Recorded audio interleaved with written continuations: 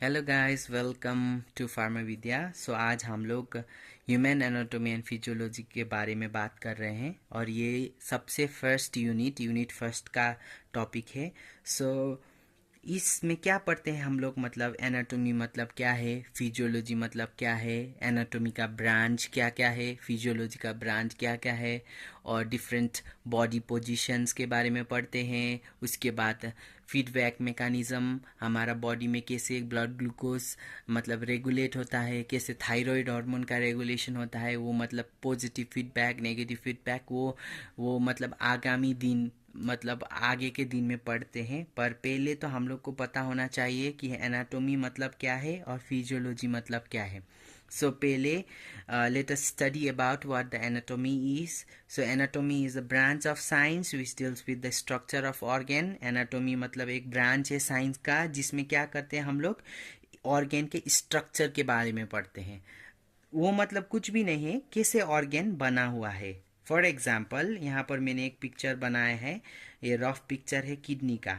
For example ये kidney के अंदर, ये किडनी किस चीज़ से बना हुआ है, कैसे टाइप का सेल्स है किडनी के अंदर। फॉर एग्जाम्पल किडनी का स्पेशल सेल्स है नेफ्रॉन्स, मतलब किडनी नेफ्रॉन से बना हुआ है। किडनी का स्ट्रक्चर कैसा है, मतलब ये स्ट्रक्चर बीन शेप का स्ट्रक्चर है। किडनी कहाँ पर लोकेटेड है, किडनी का मतलब किडनी का कौन सा पार्ट है, जैसे ये पार्ट बाहर का कॉर्टेक्स बोलते हैं, अंदर का मेडुला बोलते हैं। किडनी में क्या क्या पार्ट्स रहता है, मतलब यूरेटर, यूरिनरी ब्लैडर में कनेक्शन क्या क्या पार्ट से होता है, ये सब हम लोग एनाटॉमी में पढ़ते हैं। यहाँ पर लिखा गया है how kidney is made up of, kidney किस चीज़ से बना हुआ है, और what type of cells are present in kidney, कैसे कैसे सेल्स से बना हुआ है, ये सब हम लोग एनाटॉमी के अंदर पढ़ते हैं। वैसे ही फिजियोलॉजी मतलब कुछ भी नहीं, physiology is branch of science which deals with the function of human body, that means how our organ works. मतलब फिजियोलॉजी मतलब कुछ भी नहीं, it's a branch of science, ये भी एक ब्रांच है साइंस का, जिसमें क्या होता है, which deals with the functions of human body, हमारा ह्यूमन बॉडी का फंक्शंस क्या है, यानी कि ये कैसे काम करता है, how does it works. So this is what we deal with physiology, physiology में हम लोग वो पढ़ते हैं। फॉर एग्जाम्पल यहाँ पर फिर से आप लोगों को ईजी करने के लिए दोनों ही साइड में मैंने किडनी बनाया है। और किडनी फिजियोलॉजी में क्या पढ़ते हैं तो हम लोग, how kidney forms the urine, kidney का काम क्या है, किडनी का काम हमारा ब्लड फिल्टर करके एक पेशाब में कन्वर्ट करना है, और it forms the urine. The main function of kidney is to form a urine. So हमारा यूरिन कैसे बनता है, किस किस प्रोसेस से बनता है, इस ये सब हम लोग फिजियोलॉजी में पढ़ते हैं। जैसे हाउ किडनी वर्क्स, किडनी आखिरकार कैसे काम कर सकता है, ये सब हम लोग फिजियोलॉजी टॉपिक में पढ़ते हैं। तो आप लोग को ईजी हो गया होगा अभी तक। एनाटॉमी मतलब कुछ भी नहीं, किडनी के किस चीज़ से बना हुआ है, किडनी का साइज कैसा है, किडनी का शेप कैसा है, किडनी कहाँ रहता है, ये सब हम लोग एनाटॉमी में पढ़ते हैं। और फिजियोलॉजी में what we study in physiology is kidney कैसे काम करता है, किडनी किडनी पेशाब कैसे बनाता है, ये सब हम लोग we will study in physiology. Okay, so without a delay, so we are going with branches of anatomy. So branches of anatomy में जाते हैं. So we will study about branches of anatomy. So anatomy has these different branches. They are pathological anatomy, imaging anatomy, embryology, developmental biology, gross anatomy, systemic anatomy, surface anatomy, regional anatomy, histology और cell biology. मतलब ये anatomy का इतने सारे branches है। Branches मतलब अभी एक एक करके दिख लेंगे। So first we will go with embryology. So embryology मतलब क्या होता है, so embryology is a branch of anatomy which deals with the study of first 8 weeks of development after fertilisation of human egg. So ये आसान है। इम्ब्रोयोलॉजी मतलब कुछ भी नहीं, जब हमारा ओवम यानी कि एग स्पर्म के साथ मिलते हैं तो उस चीज़ को, वो एग और स्पर्म जो मिल के बनता है, वो स्ट्रक्चर को हम लोग इम्ब्रोयो बोलते हैं। समझ में आ रहा है शायद। क्या होता है, फीमेल में से एग और मेल में से स्पर्म जब दोनों ही मिल जाता है तो it forms an embryo. So when an ovums meet with an egg, इस प्रोसेस को हम लोग फर्टिलाइजेशन बोलते हैं। So when ovum meets with an sperm, then it forms a embryo. So ये इम्ब्रोयो का स्टडी को बोलते हैं हम लोग इम्ब्रोयोलॉजी। पर कितने दिन का एम्ब्रोयो? सो द फर्स्ट 8 वीक्स, पहले 8 हफ्ता का स्टडी को बोलते हैं एम्ब्रोयोलॉजी। I hope it's clear for you all. The next one we will go with developmental biology. So developmental biology में क्या होता है? It's a study of complete development of individual from fertilization to death. सो ये कुछ भी नहीं है, ये हम लोग क्या करते हैं इसमें, we will study about the complete development. So पूरा डेवलपमेंट प्रोसेस को एक इंडिविजुअल्स कहाँ से कहाँ तक, फर्टिलाइजेशन से लेके मरने तक, we will study that particular anatomy is called as developmental biology. So developmental biology मतलब कुछ भी नहीं, ये क्या होता है, हमारा फर्टिलाइजेशन से लेके डेथ तक का स्टडी को बोलते हैं हम लोग developmental biology. The next come cell biology. So cell and biology. So ये आसान है, it's nothing but it's study of cellular structure and function. Cell का स्ट्रक्चर और सेल का फंक्शन के बारे में स्टडी करने वाला जो ब्रांच है एनाटॉमी का, उसको हम लोग क्या बोलते हैं, cell biology. In simple word it is nothing but it is a branch of anatomy. एक एनाटॉमी का ब्रांच है जो क्या करता है, what it does is it study about the cellular structure. It study about the cellular structure. We will study about how cells are made, what are the components of a cell, where it is present, ये सब, ये cell कैसे बना हुआ है, उसमें क्या क्या है, ये सब हम लोग क्या बोलते हैं, किस चीज़ में पढ़ते हैं, सेलुलर बायोलॉजी यानी कि सेल बायोलॉजी में पढ़ते हैं। और ये भी हम लोग का एक एनाटॉमी का ब्रांच है। So this is also a branch of anatomy. The next goes histology. Histology मतलब कुछ भी नहीं, हिस्टो मतलब जब वर्ड आए, when the word histo comes, that is nothing but an tissue. ये क्या है, टिश्यू है। Histo means tissue, so logy means study. So histo means tissue and logy means study. समझ में आ रहा है? सो टिश्यू का स्टडी को बोलते हैं हम लोग histology. So whenever the word logy comes, that means study and histo means tissue. समझ में आ रहा है? सो जब भी वर्ड लोजी आ जाएगा उसमें क्या होता है, वो स्टडी डिनोट करता है। और हिस्टो यहाँ पर क्या बोल रहा है, टिश्यू के बारे में। सो टिश्यू के बारे में अध्ययन करना, टिश्यू के बारे में जानना, it's nothing but an histology which is also a branch of anatomy.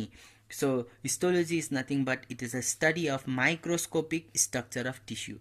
We all know that the cells and tissues are very very small.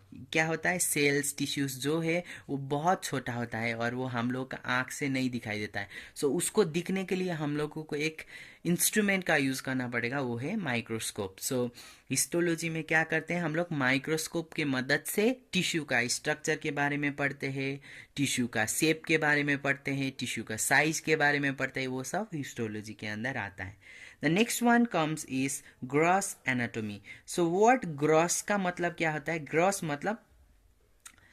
मतलब overview का मतलब होता है gross. So gross anatomy deals with the structure that can be examined without a microscope. Microscope use ना करने के बाद ही हम लोगों को बाहर से कैसा दिखाई देता है, कुछ ऑर्गन कैसा दिखाई देता है, कोई हार्ट का शेप कैसा है, किडनी का शेप कैसा है, वो क्या होता है, ग्रॉस एनाटॉमी में हम लोग पढ़ते हैं। The next one comes is systemic anatomy. Systemic anatomy मतलब कुछ भी नहीं, ये हम लोग we will study about the specific system of our body. Systemic anatomy में हम लोग एक पार्टिकुलर सिस्टम के बारे में पढ़ते हैं, जैसे कि हमारा बॉडी के अंदर डिफरेंट टाइप्स ऑफ सिस्टम है, नर्वस सिस्टम है, रेस्पिरेटरी सिस्टम है, ग्लैंडुलर सिस्टम है, इंडोक्राइन सिस्टम है, स्केलेटल सिस्टम है, उसको एक एक पढ़ना किस चीज़ में आता है, सिस्टमिक एनाटॉमी के अंदर आता है। The next one comes is a regional anatomy. So regional anatomy is nothing but it is a study of specific region. ये specific region के बारे में हम लोग इसमें पढ़ते हैं। For example, we will study about the head region, हम लोग का हेड का रीजन के बारे में पढ़ते हैं. The next we will study about the chest region, chest के अंदर क्या क्या है, चेस्ट के अंदर कौन कौन सा ऑर्गन पड़ता है. Next one we will study about the abdomen, abdomen पेट के साइड में क्या क्या ऑर्गन है, वो सब हम लोग रीजनल एनाटॉमी में पढ़ते हैं. I hope it's clear for you all. The next one comes a surface anatomy. Surface is nothing but body के surface के बारे में हम लोग पढ़ते हैं.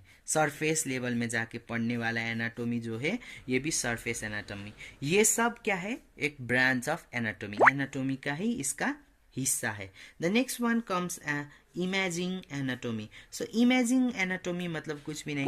इमेजिंग मतलब क्या होता है, हम लोग फोटो के माध्यम से या कोई कोई इंस्ट्रूमेंट के यूज से, जैसे एक्सरे के टेक्निक से, सीटी स्कैन के टेक्निक से, एमआरआई के टेक्निक से क्या करते हैं हम लोग, डिफरेंट ऑर्गन का अंदर स्ट्रक्चर किस चीज़ से बना हुआ है वो सब पढ़ लेते हैं. उस चीज़ हम लोगों को किस चीज़ में आता है, इमेजिंग एनाटोमी के अंदर आता है. So the last one is pathological anatomy. So when word pathological comes, pathological word जब आता है, that indicates a disease state. अगर कुछ भी disease लगा हुआ है उस स्टेट को हम लोग क्या बोलते हैं, पैथोलॉजिकल स्टेट. और ये पैथोलॉजिकल एनाटॉमी मतलब कुछ भी नहीं, this is nothing but it's a study of structural changes with association with disease. Disease लगने के बाद क्या क्या चेंज हो सकता है. For let me give an example बोलूँ तो किडनी फेलियर होने के बाद किडनी में क्या क्या चेंजेस आएगा. लीवर सिरोसिस होने के बाद what changes do we see in the liver. So we will study in this part of like branch of anatomy. That anatomy is called as pathological anatomy. So this is all about the branches of anatomy. So anatomy, we have studied the different branches.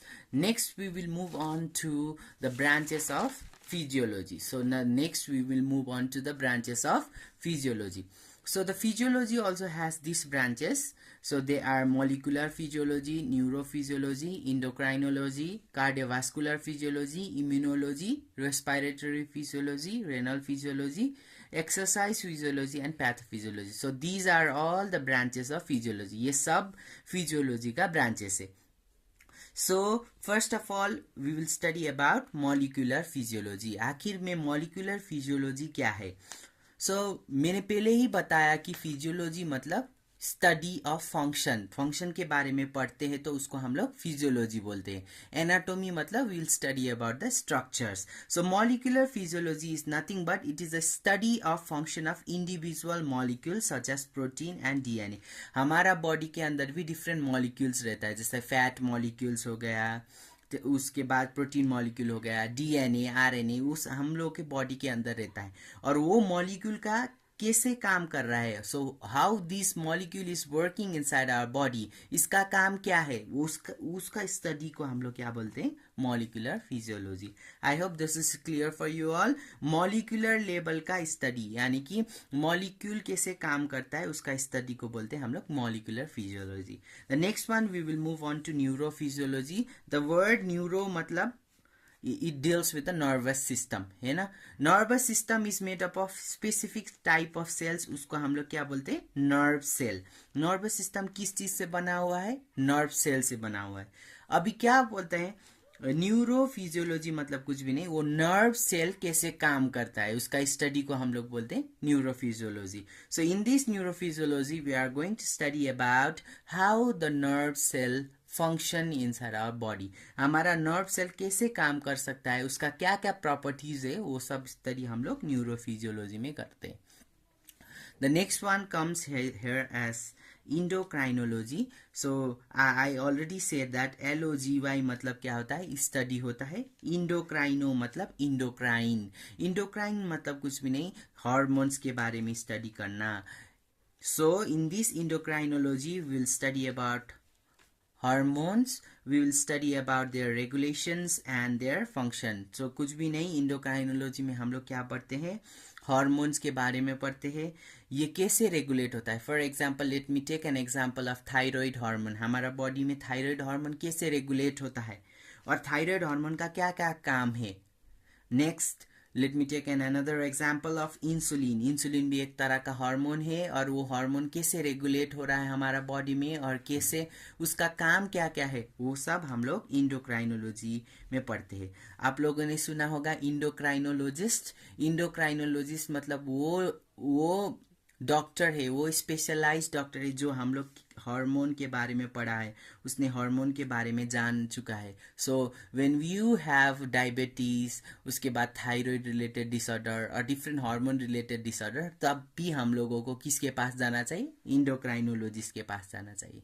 So endocrinology is nothing but it is a study of hormone and their function. The next one comes as a cardiovascular physiology. Cardiovascular physiology मतलब कुछ भी नहीं. Cardio means heart, vascular means blood vessels. दो word से बना हुआ है, cardio और वास्कुलर. ठीक है ना. कार्डियो मतलब कुछ भी नहीं, it deals with an heart, and vascular means nothing but an blood vessel. So in this cardiovascular physiology we are going to study about how our heart and blood vessel functions. So हम लोग cardiovascular physiology में क्या पढ़ेंगे? कैसे हमारा heart और blood vessel काम करता है. So this is what we are going to study on this cardiovascular physiology. The next one comes as an immunology. So immunology is nothing but it is a study of immunity. So immunity के बारे में पढ़ते हैं. हमारा body में कोई bacteria आ गया तो उसको कैसे हमारा इम्यून सिस्टम खा देगा और मार देगा. So how immunity will be developed inside our body, how immunity reacts with different kind of agents. So we will study in this immunology. So immunology मतलब कुछ भी नहीं, it is a study of immunity. Immunity, what does you mean by immunity? So it is nothing but the body defense against the disease causing agent. हमारा body कैसे हमारा disease causing agent यानी कि रोग लगाने वाला जो बैक्टीरिया हो, वायरस हो या कुछ भी पैथोजेंस के साथ कैसे लड़ता है, कैसे काम करता है, we will study on this immunology. The next one comes as a respiratory physiology. The name itself, it's very easy. Respiratory मतलब हमारा lungs और airway के बारे में. Physiology means कैसे काम कर सकता है. So we will study about the air pathway. हमारा nose से लेके trachea, bronchus, ब्रोंकाई, उसके बाद जाके एल्वियोलाई, वो कैसे काम करता है, और उसके बाद वो लंग्स कैसे काम करेगा, how our lungs function, we will study on this respiratory physiology. The next one comes renal physiology. Renal means nothing but kidney, physiology means how it works. So in this renal physiology we will study about the functions of kidney and how does our kidney works. The next one, exercise physiology. So it is nothing but it's a study of changes in a cell and organ functions due to muscular activity. जब हम लोग exercise करते हैं और when we have a muscular activity, जब हमारा body का movement होता है, जब हम लोग exercise करते हैं तो हमारा organ कैसे काम करता है, how does it function. So we will study in this exercise physiology. The next one comes as a pathophysiology. आगे भी था पैथोलॉजिकल एनाटोमी, अब फिजियोलॉजी में आ गया pathophysiology. Pathophysiology is nothing but it deals with the study of functional changes associated with the disease and aging. हमारा disease होने के बाद यानी कि एज होने के बाद हमारा organs वगैरह कैसे काम करता है, कैसे function करता है, this all we will study on this pathophysiology. So these are all the branches of physiology. On the next coming days we will study about the structural organization of our body. हमारा body कैसे बना हुआ है, how our body is formed. Like we will study about what are the different organization system in our body.